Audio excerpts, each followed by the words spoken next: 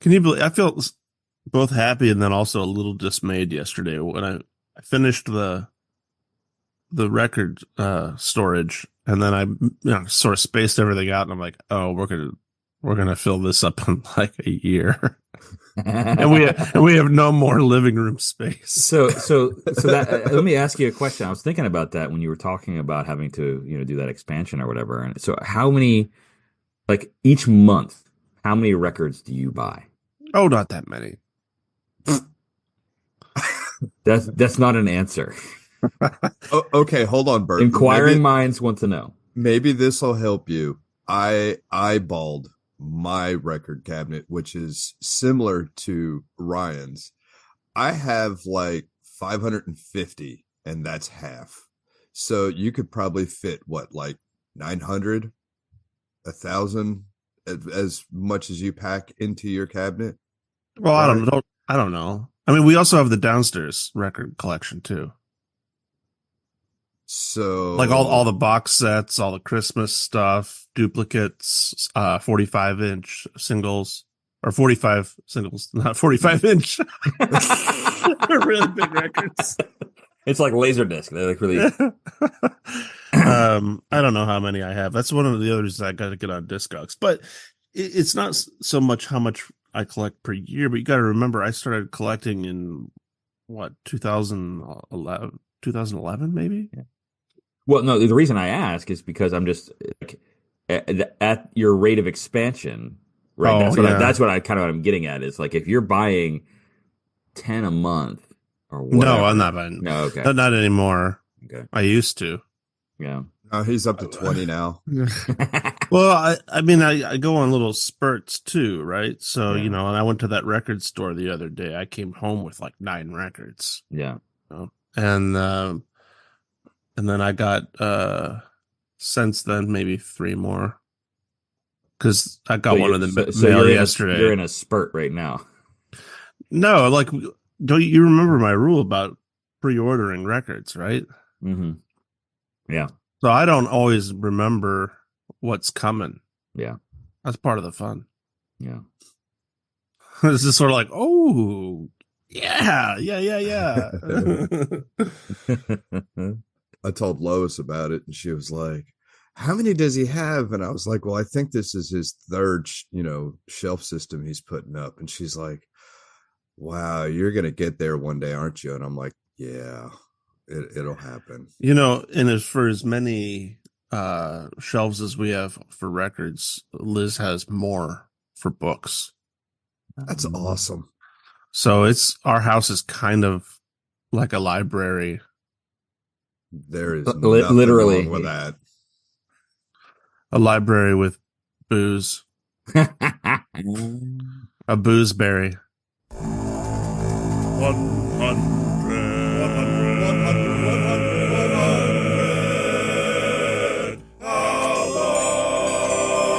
I'm Bert. I'm Drew.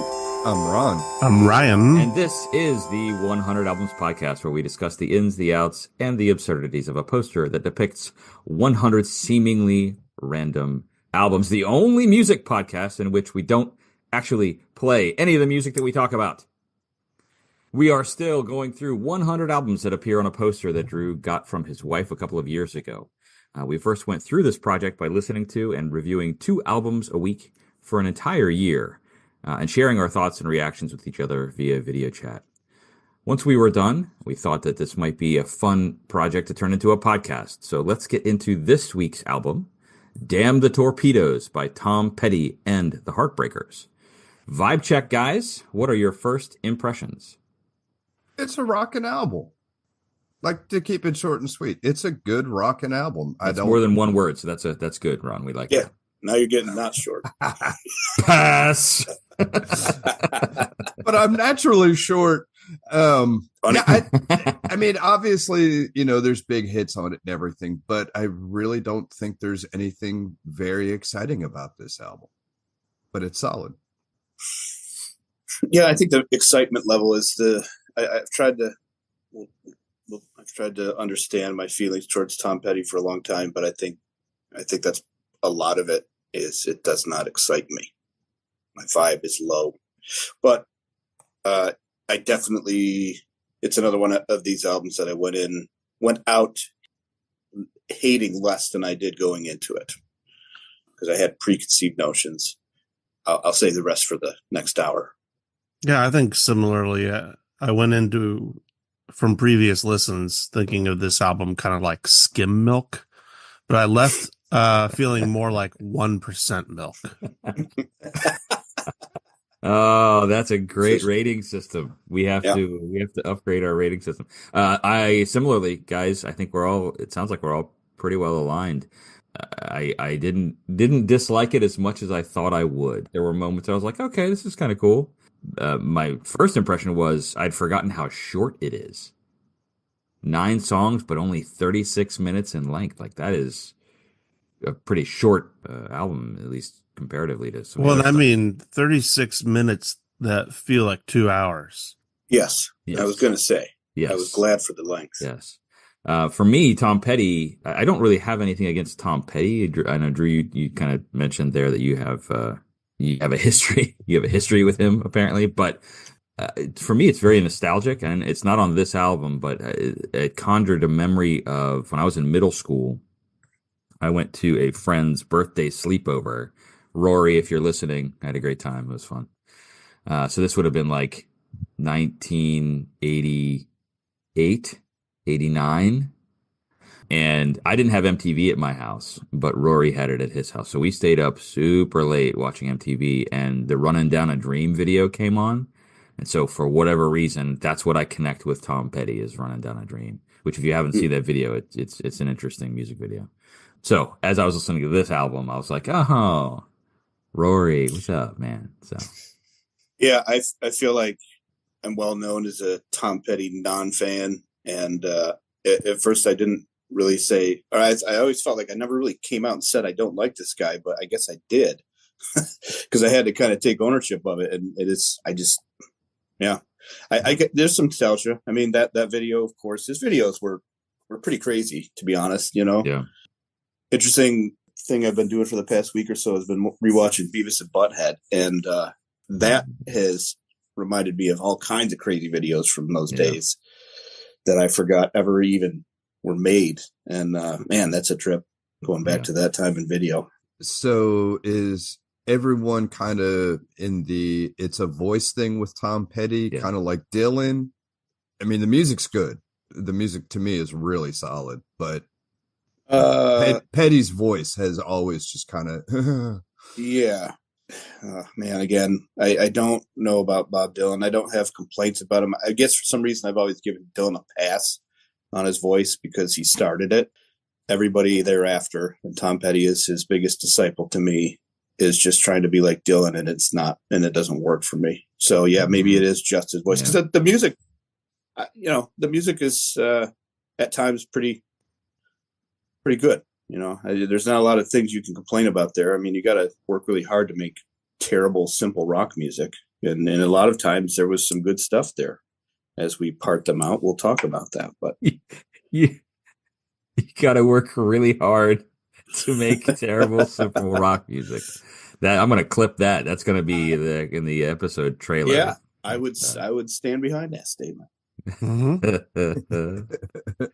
Okay. Well, hey, let's talk a little bit about the background here. Tom Petty and the Heartbreakers formed in 1976 in Gainesville, Florida, led by Tom Petty, whose distinctive voice, which we'll talk about, and songwriting style became the driving force behind their success. They were also Mike Campbell on guitar, Benmont Tench on keyboard, and Ron Blair on bass, and Stan Lynch on drums.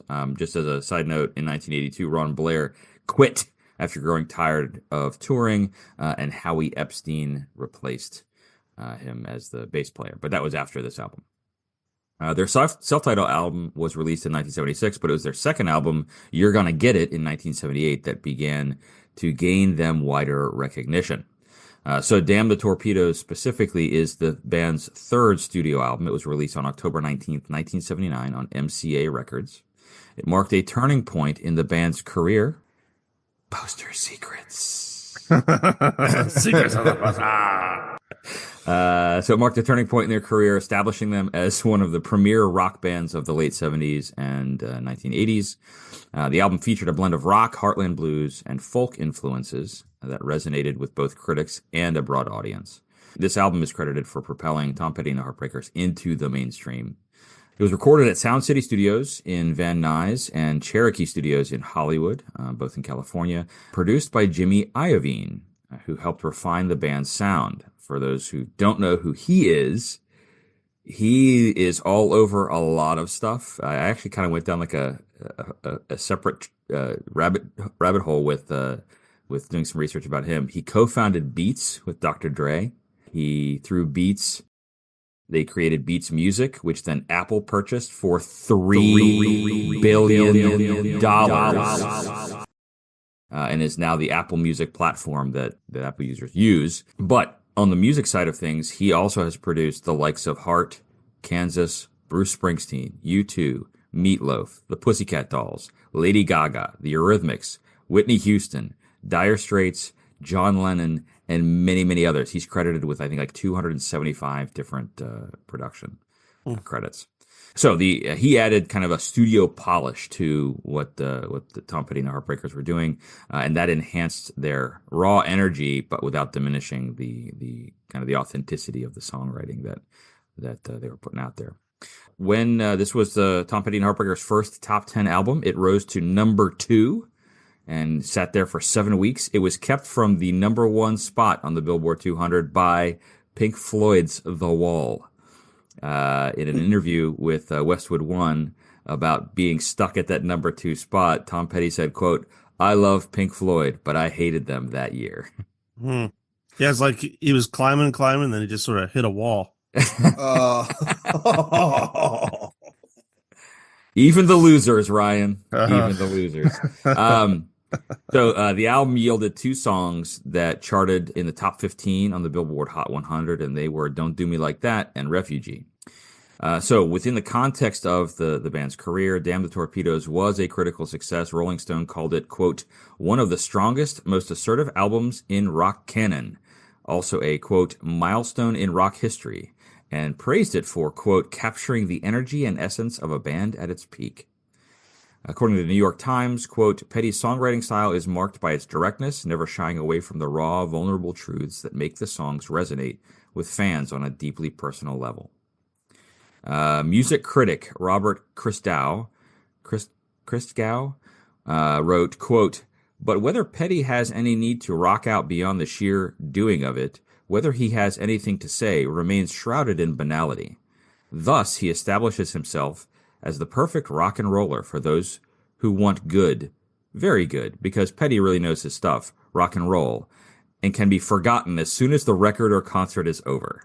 Rock and roll that won't disturb your sleep, your conscience, or your precious bodily rhythms. That was really interesting.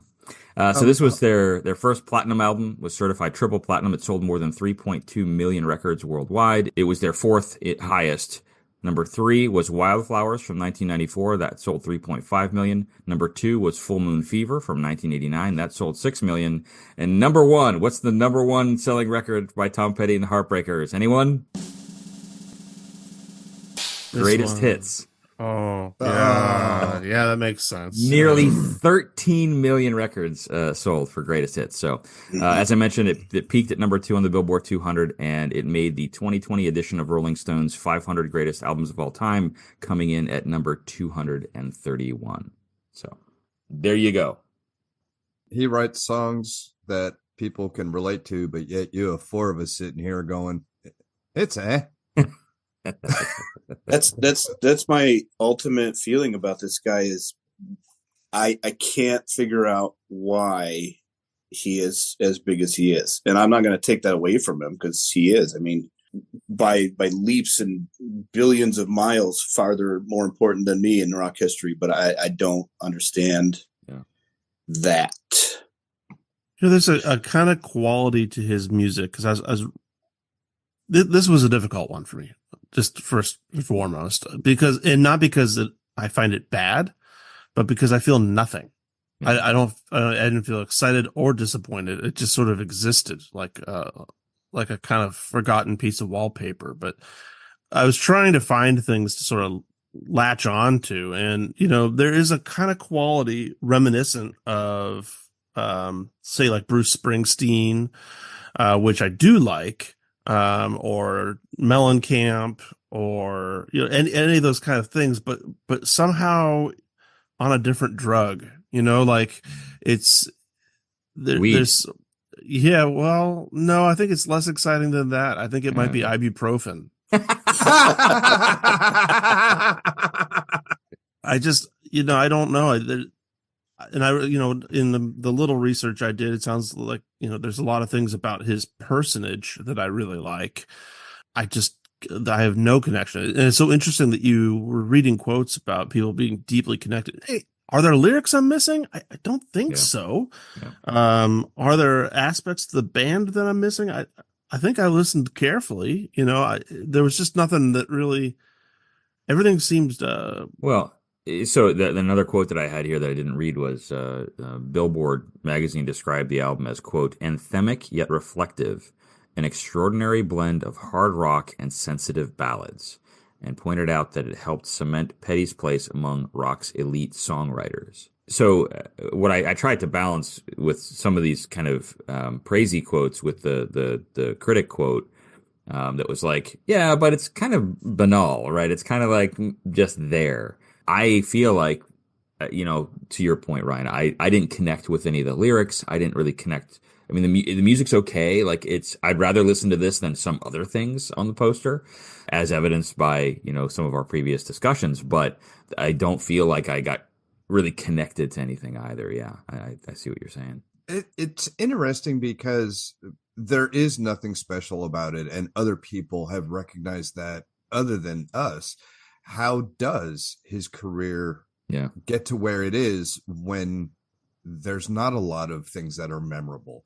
I mean, I know from like a guitar player side, they played great gear. Mike Campbell is a monster. Tom Petty's a good player as well. There's a lot of rabbit holes to go through down there, but looking at everything in a whole, it's kind of like, all right, take the hits out of it. What other song can you say grabs you and holds your attention? Yeah, there could be too. There's a factor here of memorability in the simplest form that I could see people getting excited about. And it may be fun to perform these things because I feel like, in the early 80s, if you were learning to play guitar and playing out, you were probably covering a lot of this, right? That And simplicity. I could see that, Ryan. That's a good point. It does. There is actually a lot more layers to this than would probably be performed by a lot of cover people.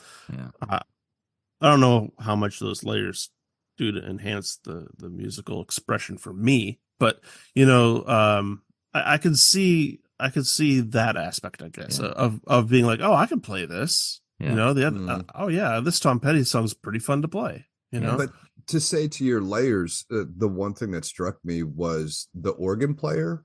Mm-hmm. I don't think he gets enough play and attention because I've noticed that in the background, it's not obvious, but you're like, damn, that adds a lot to this song. And I mean, a lot of people, Mike Campbell, and Tom Petty get a lot of attention, but I don't think that guy gets near enough. Yeah.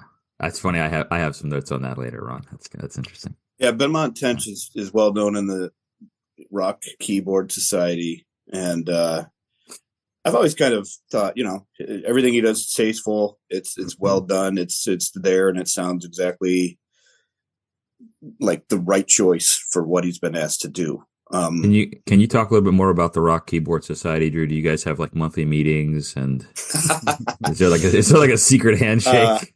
Well, let me say this: I've seen him in Keyboard Magazine repeatedly mentioned, and Tom Petty diehards bring him up too. Yeah, and keyboard is not always in rock music, and so when it is, you tend to pay attention to it more. And it is a very special layer. That organ, I mean, nobody can ignore a beautiful organ, B3 organ swell, or any kind of organ you're using. And it of course it does what it's meant to do when you do it well. And But one thing I wanted to say about Tom Petty in our opinion circle here is I think my problem with him is I can't take him seriously. Even when I look at him and I hear him sing, I feel like he's not doing it like seriously. That's my overall impression. I keep going back to that feeling. What have I said that's funny? No, I was just the fact that you're like, even when I look at him, because I feel there's something about his posture, and I don't know. Right. I was laughing because it resonated with me. Yeah. He's like goofing. I always feel like he's just goofing. And I think that my soul gets offended by that, and I turn him off for that reason. Yeah. Drew, you touched on, oh God, what is his name? The keyboard player and Ben Montench. Yeah, and cool being known through the circle. Have you guys looked at the other people in the bands who they've played with? In his band? The keyboard player, the bass player, drummers.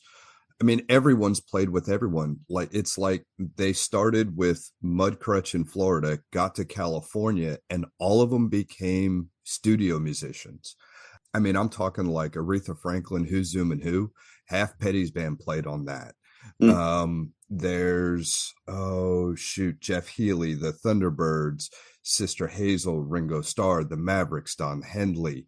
They played backing with everybody. And I was going to save this, but my enthusiasm will not let me. So I'm going to read this verbatim. Tim McGraw recorded back when a song Lynch wrote with Stephen Smith and Jeff Stevens for his album Live Like You Were Dying. So the drummer was part of that. Is that a poster secrets of the poster?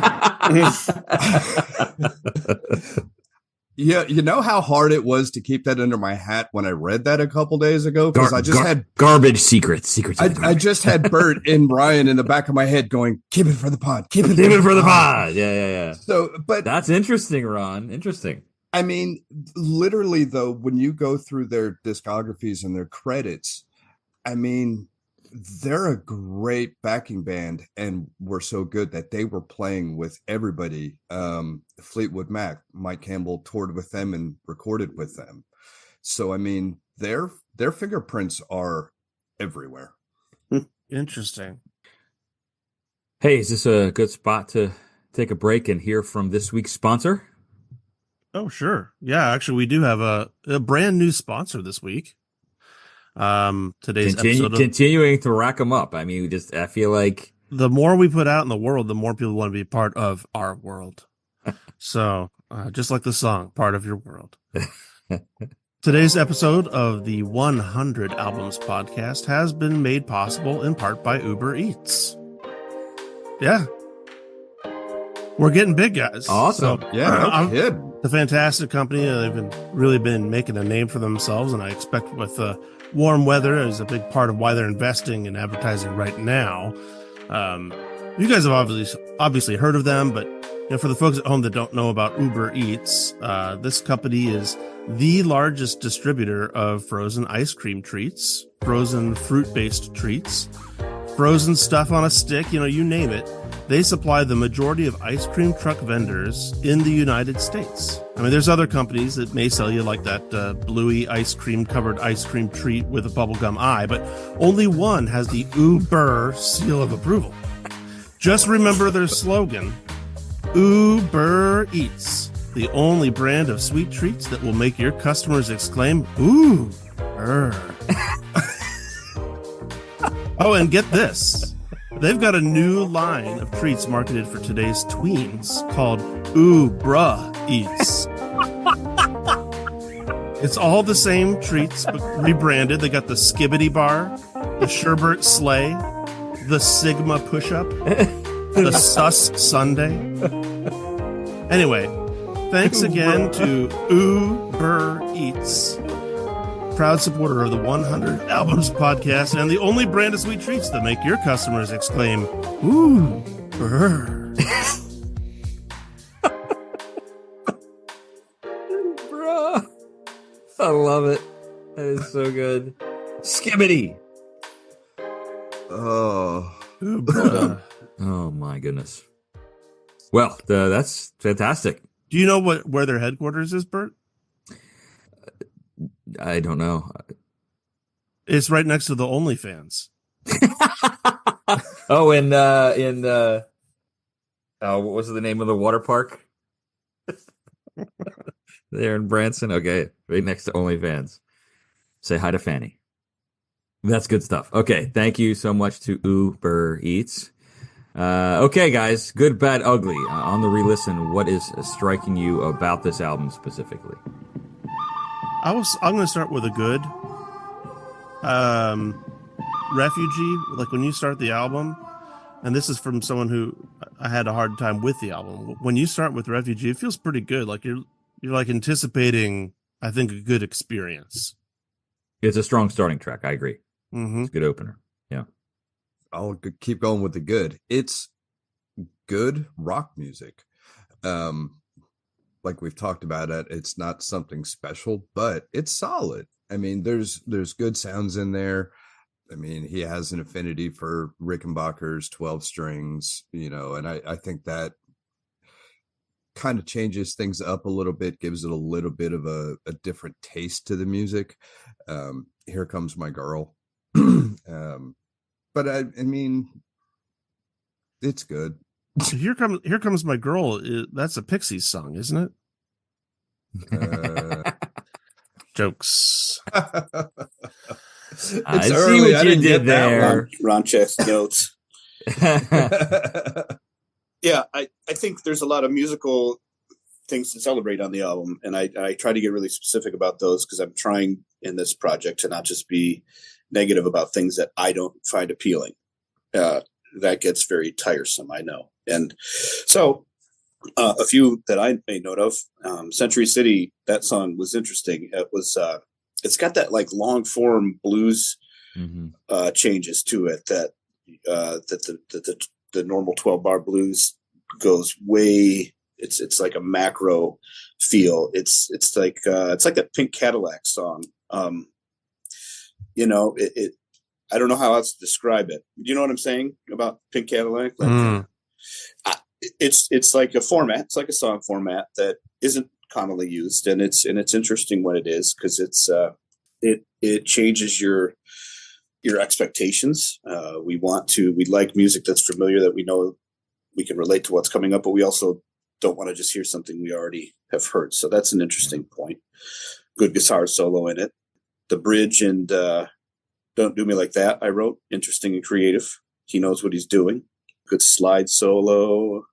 What are you doing in my life? Oh, I love the line. It's not a personal love because it relates to me, but the line in that song, what are you doing in my life? I didn't ask for you. I like that hook. That's a cool line.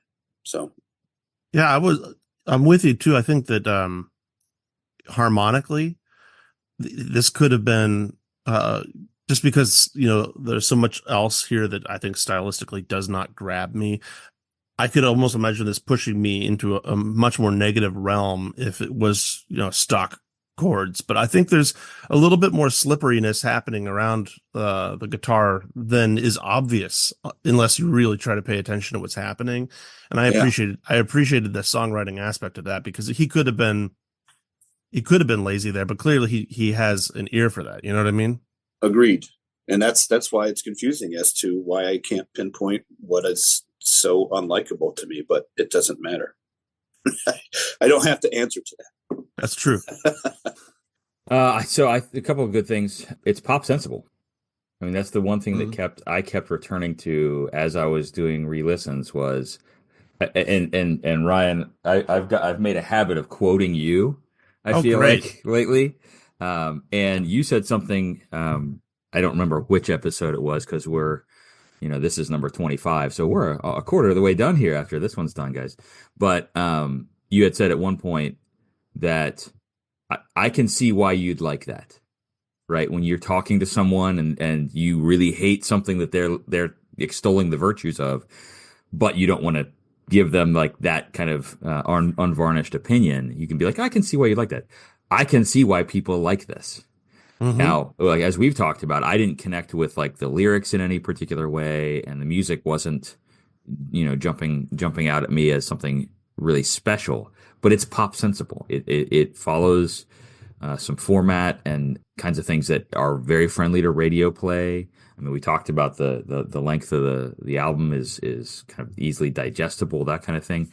I feel like people who drink beer and like Lynyrd Skynyrd also like Tom Petty and the Heartbreakers, but with a song like "Don't Do Me Like That." Do you have to drink beer and like Skinner together? No, you don't. I'm saying it's it's an everyman kind of, or every woman kind of, right, scenario.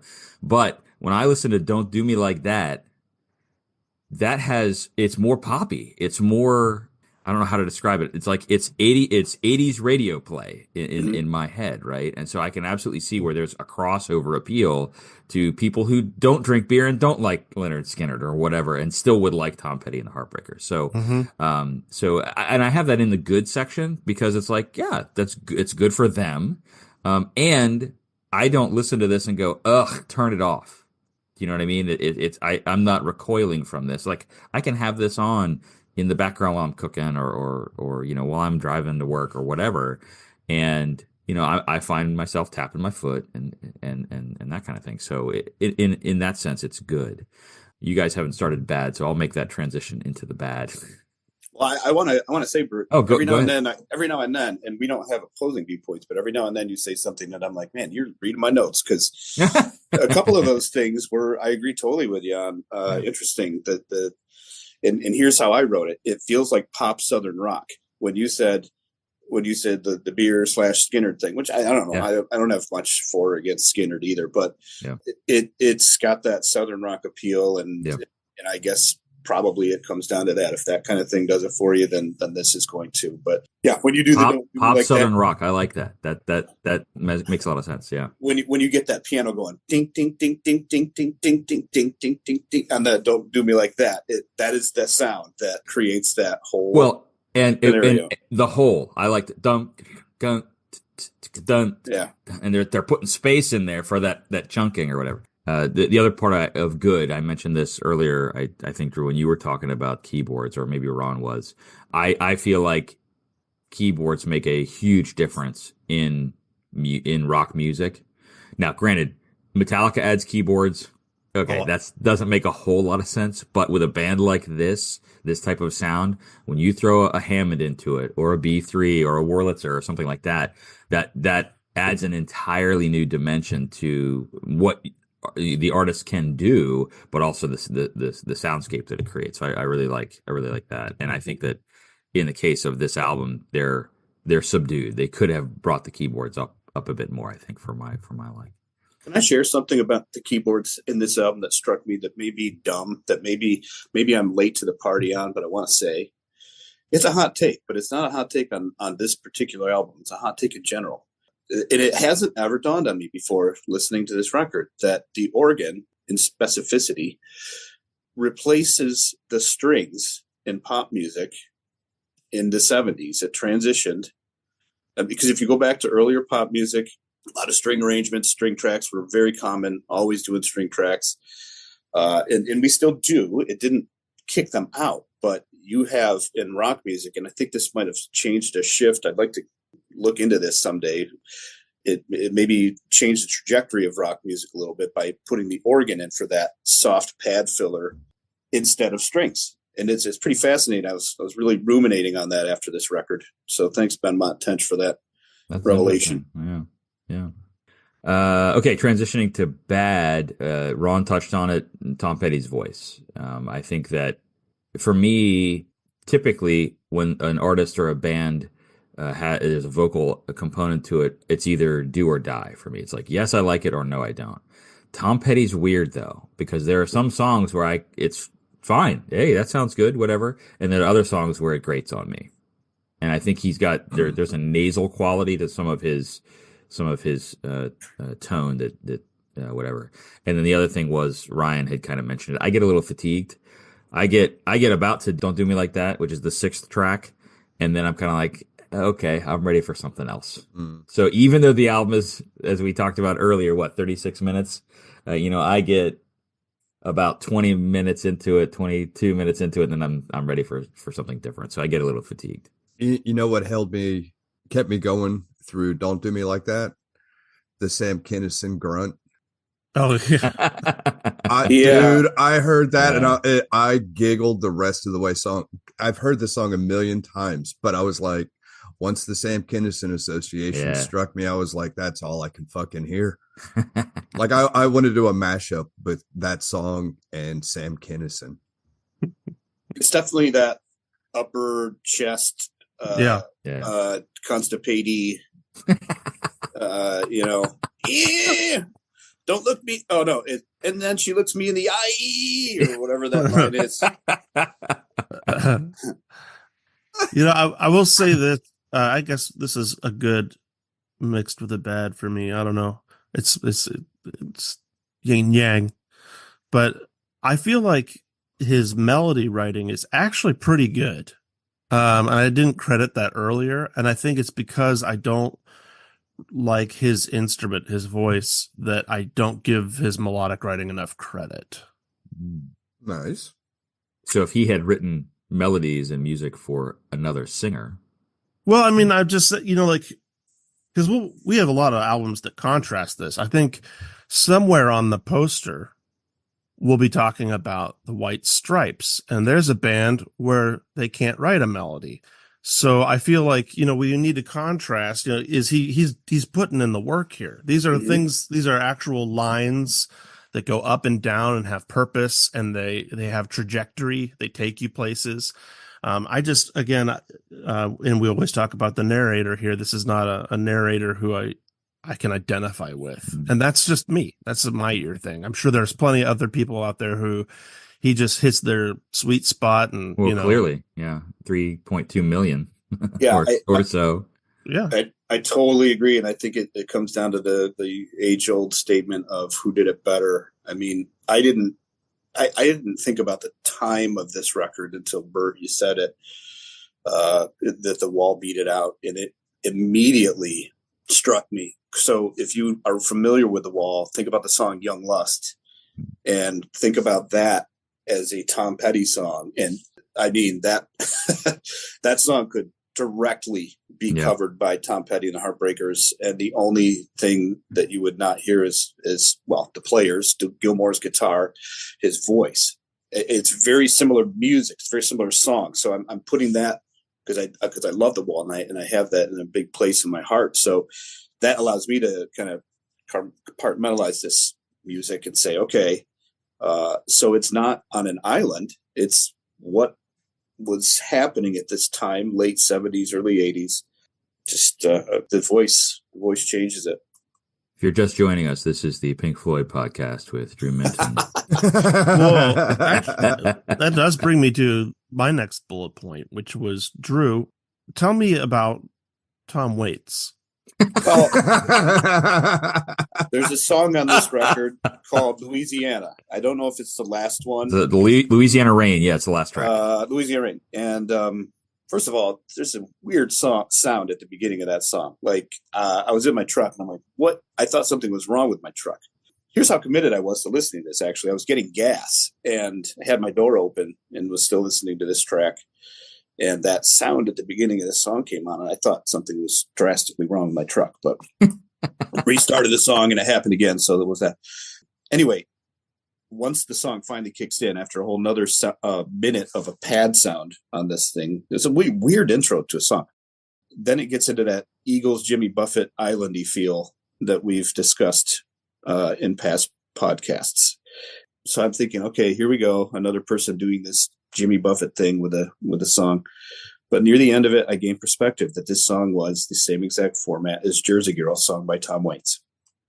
And so to answer your question, Ryan, but he, of course, again, who did it better? Tom Waits did it better for me. But if you listen to that track with that in mind, if you know Jersey Girl, it's just that and Tom Waits does it and takes all of that kind of weirdness out of it, and it's just so well done. But so my next thing is, what one song would you remove to make this album better? I would remove Louisiana Rain. I, Ironically, yeah, but Good not segue. so. Yeah, right. yeah. So what about you guys? What's if you could remove one song to make the album a bit better, what would you remove? I'm not sure I felt personally strong enough about any of the material to make that call.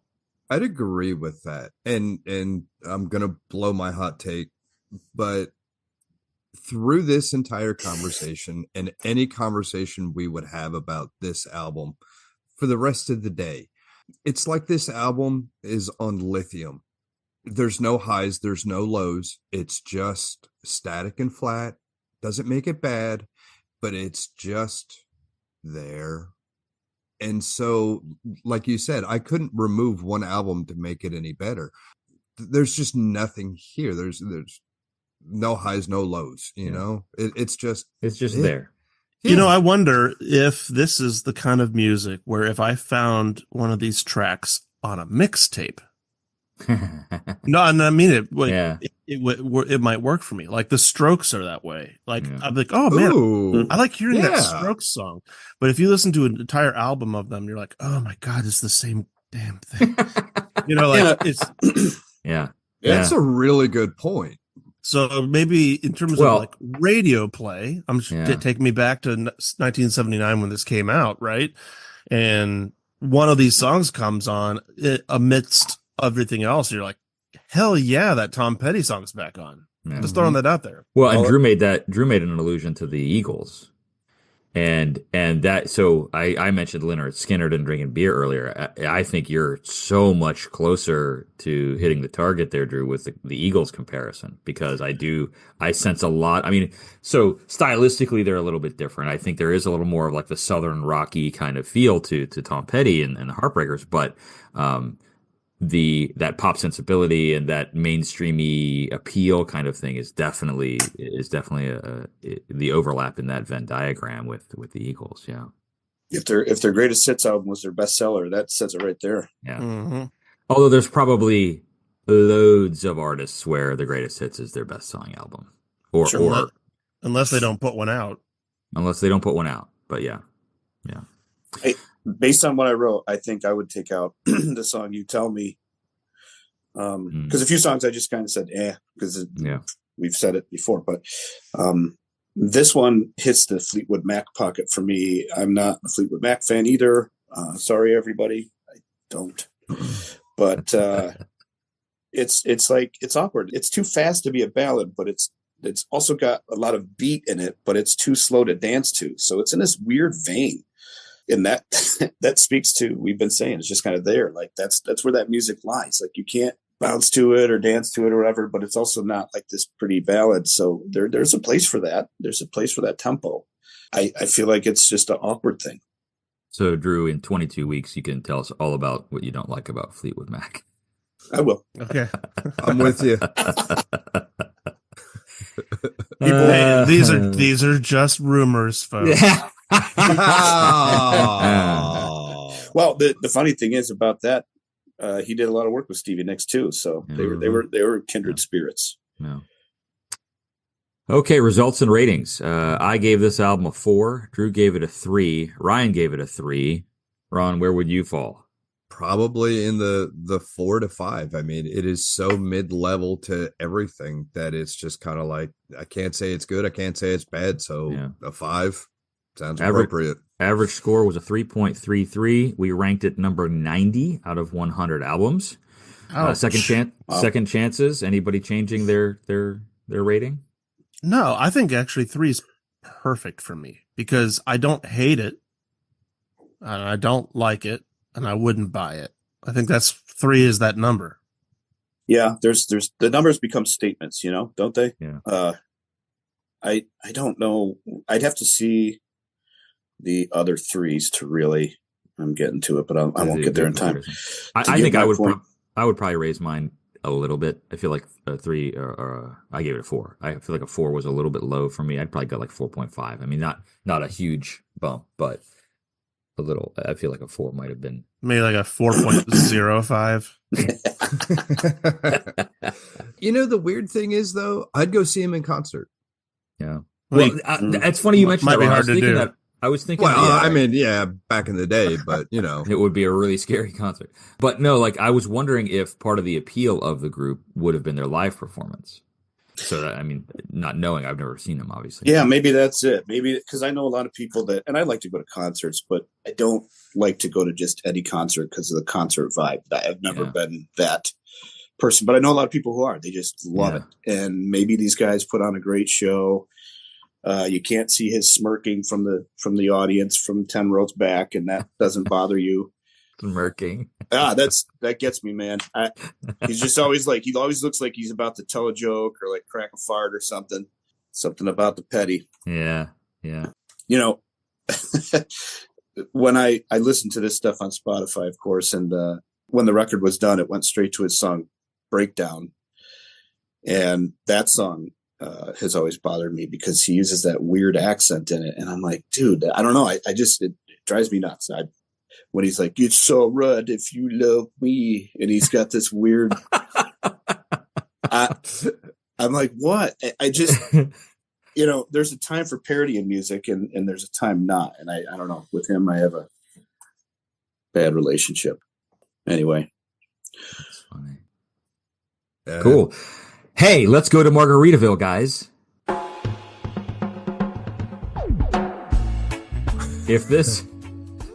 What a great transition.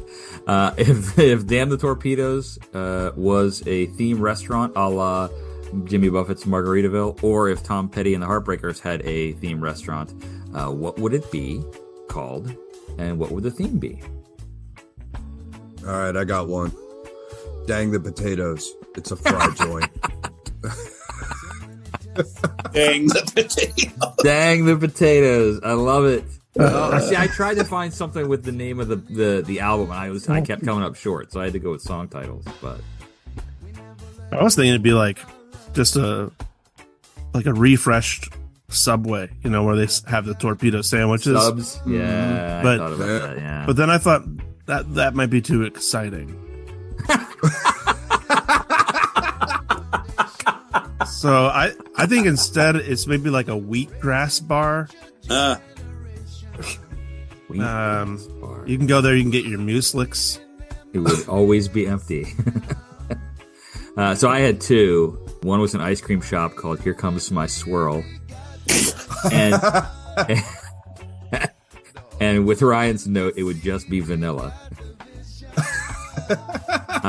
But I thought of this one too, and I thought this was actually kind of a good idea. It's like a sports bar restaurant, and it's called Even the Losers. And like bonus, I went too far down this path. But the bonus is that when you go to Even the Losers, when the host checks your party in, they've got the big games on the TVs, and you place a bet on one of the games, and if you win, your dinner is free. This is but no, wait, it goes deeper. So like in America, the big sports are football, baseball, basketball. So those would be like the entree. But you could also bet on like Premier League soccer or cricket or something, and then that way you get your drink free or your dessert free. Wow. And it's called Even the Losers. So there you go. So really, you'd only be placing bets on petty things. Oh yes. This is what the 100 Albums family comes for every week, is these one-off dad jokes. I don't know. Okay, now it's hot take time. Who's got a hot take about Tom Petty and the Heartbreakers, or about Damn the Torpedoes? I am takeless. I already said mine. This album's on mood stabilizers. Yeah.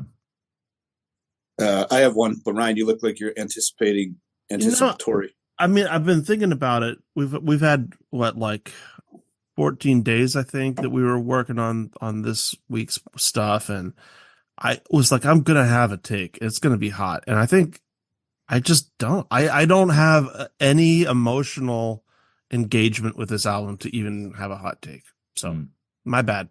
All right, Drew, it's all on you, my friend.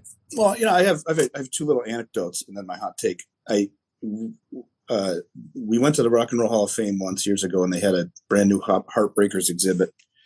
I just saw this in my notes. I wanted to share it. And they had all kinds of paraphernalia out when they do this, from the band's histories and things. And they had this letter from one of their executive producers or whatever. I don't know who it was. And it just slammed the band. And it's like, they had funded an album, and they were so mad at the Heartbreakers, and they just slammed them all over the place. And as a musician, I remember being like, wow, this letter is nasty. And they cranked out, I think, Damn Torpedoes and turned it all around. But I was trying to find that and doing some research this week, and I couldn't find it anywhere. And I think it was true, but I think it was a producer that ended up either getting fired or quit in the process. And so he must just not have liked them. And it moved through, because these guys really feel like darlings of the industry. And I just don't have answers for that. But that was an interesting thing. And then when I found out a little article about his funeral came up, and his daughters kind of hosted the funeral. And of course, some heavy hitters were there, including Rick Rubin. And apparently they made T-shirts and passed out Tom Petty T-shirts at his funeral. So I think that was kind of interesting. I'd like to have T-shirts at my funeral. Putting that out there. Drew, not only will I make sure that happens, we will have a T-shirt gun. Yes. And as you're being lowered into the ground, it will shoot T-shirts up out of the grave. A 21 T-shirt salute for Drew. That's right. Just remember, T-shirt guns kill people too. So maybe we shoot the T-shirt guns from the hot air balloon that will clearly be on your property. I swear to God, there's this one show we were playing in weird, deep woods of Western Pennsylvania one time, maybe 20 years ago, and a guy had a T-shirt gun, and he shot it off. He looked down into the barrel, and he looked up. He's like, "Oh man!" And he had burned off his eyebrows and the whole front 2 inches of his hairline. It was amazing. It was amazing. I love that. My hot take is simple, but it is just that if Tom Petty were a country music artist, everything would make more sense to me. Ooh. A simple one. Wow. But okay, he clearly earned his mass appeal, and I'm not saying he would have made it because he made it without it. But I think I would have a different attitude if he just said, "Yeah, I'm country." Did he ever do a country song? Well, everything has a little bit of that feel to it. Yeah. Right? There's definitely some that southern. Well, yeah. I think that's that southern rock vibe that Drew had mentioned earlier, which has a little bit of country flavor to it. The Lynyrd Skynyrd's and the like. Yeah. So, but did he? But I don't think he did. And there's no albums that the band did that were classified as country kind of thing. Yeah, but even if he had a song, now I'm thinking maybe a deep cut or something where there's definitely a noticeable country influence to it. I would like to hear that. So viewers, let us know. Pull an example out. Let us know. Ryan, can you give him that email address, please? Yeah, right. Go ahead and write us in at Hot Air Balloon 100 Albums Podcast Salute T-shirt Canon at BertToSlowRules.com. Or just simply go to our website where we have a landing page contacting us. Hey, Ryan, you had mentioned earlier, I think it was Ryan who said something about Tom Petty as a person. Mm-hmm. There were talk a little bit about that just really quickly. I would rather not, because okay. a lot of it has to do with political things, and I don't want this to be that kind of a podcast. So the reason I asked is, as Drew was just talking, and I don't remember what Drew said that made me go into it. I'd seen some stuff in the research that talked about Tom Petty and the Heartbreakers. I don't think it's just Tom Petty, but fighting the record company and kind of the record industry, right? And I thought maybe that's where you were going to go. No, Ryan. But there was one thing I guess I can mention that in my research, it's not per se political, but he had a very open mind about what should be sued and not sued versus people, being influenced by music. Right.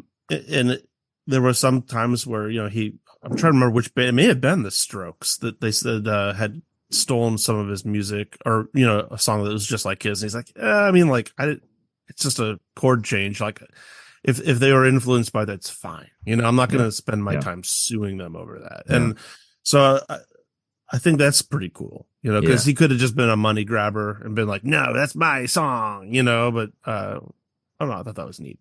Right. Mm-hmm. Yeah. So the what I had seen was they got into like a contract dispute with the record company. I can cut all this stuff out. Got into a record dispute with or a contract dispute with the record company when like MCA bought out the record company they were previously working with, and he was like, well, we don't have a contract with you guys. We have a contract with this company that you just bought out. So now our contract's null and void. And so there was a bunch of kind of legal disputes there. And then there was another one that I had seen. He had issues with the cost that was being charged for their music. Yeah. I can't remember if it was this album or if it was a different. It was. I forgot album? about that.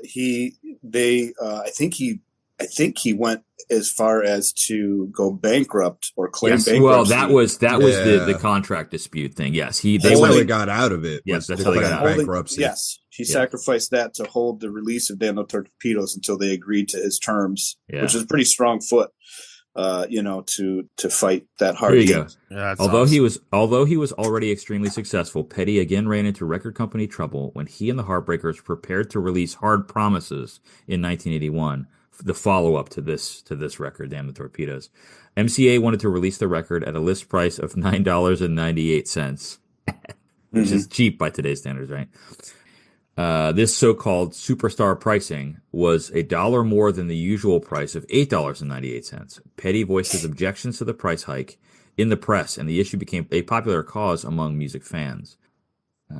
Eventually, MCA decided against the price increase, so he helped to kind of say, no, I don't want to do that with my record or whatever, our record. And that one went platinum as well. So anyway, I just thought that was I thought that was interesting that, I think in the stereotype of a rock star is someone who's like, hey, make that money. I'm going to have a big house. I'm going to have all the cars and all that kind of stuff.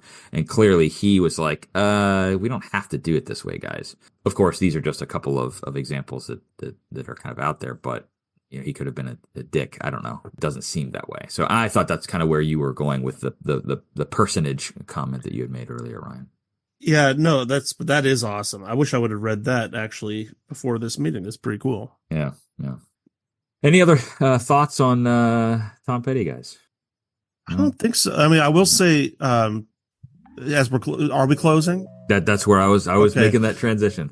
If we have the ability, I would like to maybe meet all four of us later with Uber Eats and see if they can come up with a food delivery program called Bert Eats, where we deliver Bert's partially eaten food to fans of the podcast. Oh, see, I thought I took it as a challenge, like, Bert eats what? Oh, like a Hot Ones kind of thing or something. Yeah. Okay. Or roll for sandwich. Yeah, okay. Roll for sandwich, yeah. All right. Well, hey, folks, thanks for listening. Now go out and listen to Damn the Torpedoes by Tom Petty and the Heartbreakers and let us know what you think. What did we miss? Let us know at 100albums at bertislo.com. That's 100albums at bertislo.com. We're on Instagram and Facebook at 100albums podcast, or you can hit up our website at 100albumspodcast.com, where, as Ryan mentioned, there's a contact page and you can get in touch with us there. And who knows, if you make a compelling argument, we may invite you on the podcast we've done in the past. We've done it before, and we'll do it again. I would really enjoy it for Tom Petty to have someone come on and be like, this is what you fucks missed. I would love it. Hey, join us next week when we'll be chatting about, Ryan teased it up earlier, the White Stripes 2003 album, Elephant. That's going to be our next conversation. Thanks so much for listening. Thanks, guys. And we'll see you next week, everyone. See you next week.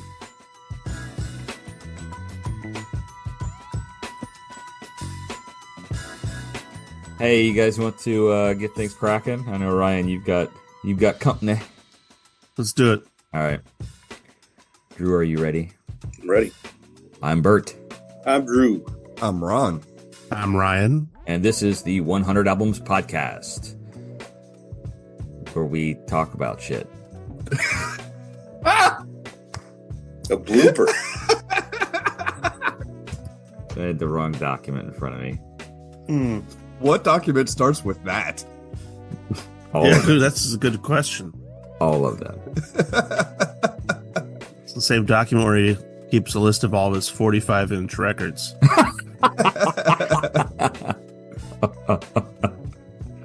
Okay, let's try this again, shall we?